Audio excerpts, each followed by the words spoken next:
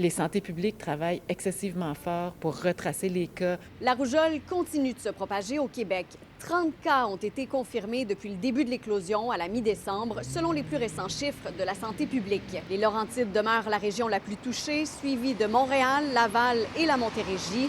Il faut savoir que la rougeole, qui peut avoir des complications importantes, est extrêmement contagieuse. Une personne malade, dans un groupe évidemment non protégé, pourrait en contaminer 12 à 16. On voit qu'il y a de la transmission localement et on aurait espéré avoir eu une couverture vaccinale assez élevée pour que quand il y a un cas qui survienne, parce que souvent ça arrive comme ça, là, on part en voyage ou quelqu'un arrive de voyage, on limite la propagation à personne. Le taux de vaccination est en moyenne de 90 % présentement au Québec, mais Montréal fait partie des régions qui tirent de l'arrière.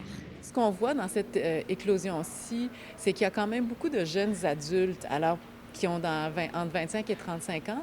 Donc, c'est les parents de l'époque qui avaient décidé de ne pas faire vacciner ces jeunes-là. Les parents de jeunes enfants qui sont entre l'âge de 12 mois et 4 ans, qui devraient avoir reçu 2 doses de vaccin contre la rougeole, puis qui n'y sont pas allés, soit parce que c'était compliqué, ils n'ont pas eu le temps.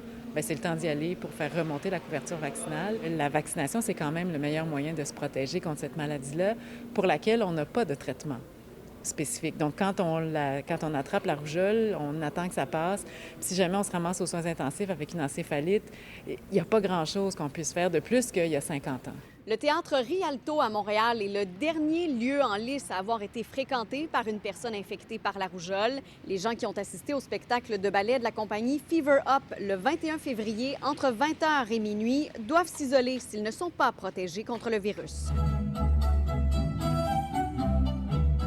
On n'a pas la liste de gens qui étaient dans la salle à ce moment-là. Si elles ne sont pas vaccinées, de rester isolées jusqu'au jour 15 après le contact et de surveiller l'apparition de symptômes, faire de la fièvre, avoir le nez qui coule, une conjonctivite, de la toux puis un rash. Le président du théâtre Rialto n'était pas disponible pour nous accorder une entrevue, mais nous a indiqué par écrit avoir suivi le protocole de la santé publique, que les employés ont été avisés, de même que la clientèle présente, et qu'aucun cas au sein de l'équipe n'a été rapporté depuis le 21 février.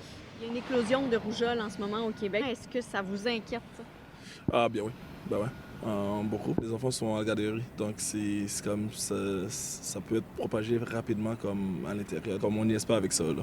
Je crois pas que c'est quelque chose d'inquiétant. Là, c'est le temps des virus. Spécialement après comme COVID, je comprends que les maladies sont vraiment dangereuses. Pendant ce temps, chez nos voisins du Sud, des responsables de la santé mettent en garde la population face à des parties de rougeole organisées par certains parents pour développer une immunité naturelle chez leurs enfants. Une façon de faire qui pourrait avoir de graves conséquences. À Montréal, Marie-Pierre Boucher pour Nouveau Info.